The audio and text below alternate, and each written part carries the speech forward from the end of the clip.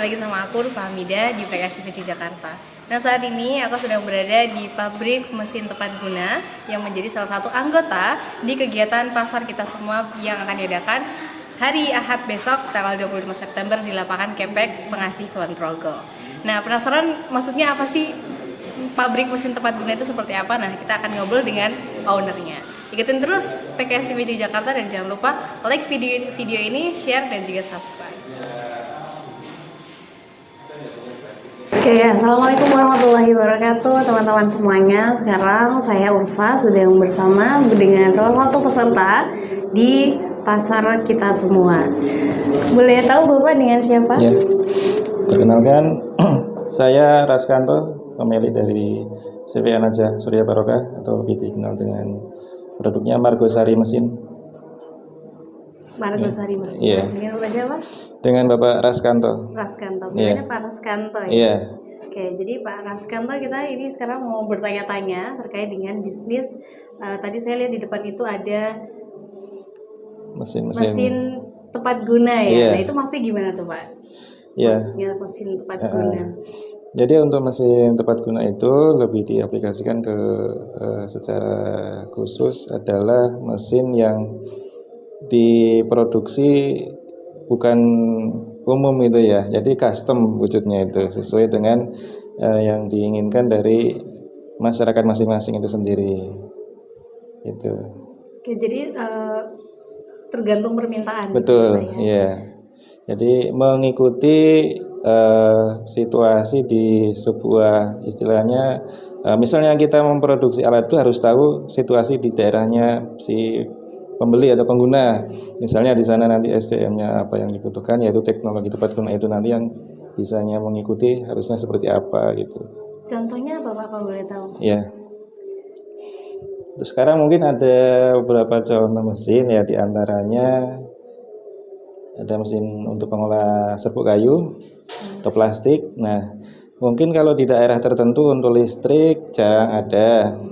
Adapun mungkin untuk daya tidak terlalu besar, maka dari kami ada yang menyediakan menggunakan penggerak dari diesel sebagai daya penggeraknya, alternatifnya gitu. Jadi mengikuti apa yang ada di sana tanpa merusak mungkin dari lingkungan sekitar, itu mengganggu selain lingkungan lah gitu ya. Jadi misalnya saya butuh alat, ini menarik ya teman-teman ya. Misalnya saya butuh alat untuk penghancurkan plastik, itu saya minta jaringan untuk bikin itu bisa? Bisa, ya. Prosesnya untuk pengolahan limbah plastik itu sangat panjang juga. Mungkin dari awal seperti mesin penghancurnya, mesin pencucinya, sampai nanti terakhir jadi produk berupa wujud plastik itu sendiri. Ya. Ada mangkok, ada piring atau gelas, gitu. Ya, tergantung nanti permintaan hasil cetaknya itu mau jadi apa. Gitu. Oh, berarti ada ada limbahnya untuk mengolah limbah sama nanti bisa jadi hasil karya juga. Betul, iya. Kalau paling banyak sih pengusaha plastik ya hanya mengolah dari hasil sortiran aja. Selanjutnya nanti untuk hasil sortirannya yang sudah didata itu masuk ke pabrik-pabrik pencetakan. Latar belakang kemudian memutuskan untuk bikin perusahaan mesin tepat guna itu bagaimana sih? Kan pasti ada keresahan yang muncul ya kalau misalnya ada seorang pebisnis gitu. Nah, keresahannya itu apa sih yang muncul? Awalnya sih saya dulu ya, awal cerita saya mendirikan usaha di permesinan ini, alhamdulillah saya tuh ketemu seorang direktur yang baik itu. Dia memberikan ilmu manajemen kepada saya, ilmu pelatihan bisnis kepada saya. Sedikit saya belajar dari sana, kemudian saya mengundurkan diri dari bos yang pertama, ya mengundurkan diri. Saya coba-coba Pak, jadi belajar dari sana saya terapkan di usaha sini untuk lebih matang. Awalnya memang sangat besar sekali tantangannya, karena mulai dari nol semua. Iya, kompleks banget ya mesin itu ya Pak ya. Ya awalnya mungkin saya tiap bulan sudah menerima gaji, ya sekarang gimana caranya supaya bisa menggaji. Masya Allah. Itu kalau boleh tahu gimana Pak? Prosesnya kan masih lama ya? Untuk bikin satu mesin, apalagi misalnya mesinnya belum ada atau sebelum-sebelumnya. Pernah nggak menemukan satu permintaan yang, wah saya belum pengalaman nih gitu dari situ, pernah harus gimana itu? Itu namanya berarti eksperimen tanpa batas ya, Iya. saya ya. Jadi memang kebanyakan teknologi tepat guna itu merupakan teknologi terbaru yang memang belum ada diciptakan sebelumnya. Jadi terobosan gitu ya. Jadi apapun hal terbaru bagi kita itu semua sebuah tantangan, Mbak. Nah, misalnya kita dipesenin atau di Request. request dari permintaan yang memang belum ada. Kalaupun ada mungkin kita mengikuti diperbarui, diperbaiki gitu ya. Iya. Kendalanya biasanya itu ya ada aja sih Mbak. Ya, di antaranya mungkin hasilnya atau kalau misalnya dari hasilnya kurang bagus, nanti kan kita perbaiki. Kalau kapasitas atau yang lain kurang, nah mungkin nanti kita bisa perhitungan dengan bahan yang lainnya. Berarti selalu ini apa ya, selalu memenuhi. Iya. Belum pernah yang wah saya nggak bisa gitu. Oh, saya tetap menerima. Tetap berusaha ya, tantangan tetap challenging menerima. ya. Pak? Iya. Challenging-nya luar biasa. Paling berapa Pak paling mahal biasanya? Untuk mesin-mesin yang kita Iya. produksi, ya dari harga ratusan ribu sampai ratusan gitu, macam-macam. Tergantung dari ya sektor apa yang dibutuhkan, paketannya. Ada juga mungkin hanya untuk rumah tangga. Rumah tangga kan mungkin ya kebutuhannya tidak terlalu besar dengan skala industri. Gitu. Terus saya penasaran kalau Iya. karyawannya gimana Pak?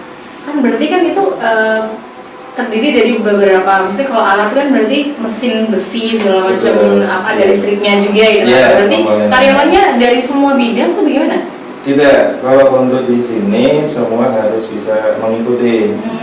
Jadi dari saya perintahkan untuk membuat produk A, yaudah mereka langsung menciptakan atau menyediakan bahan-bahan yang sudah ada di sana, disediakan, nanti mereka yang mengolah sendiri.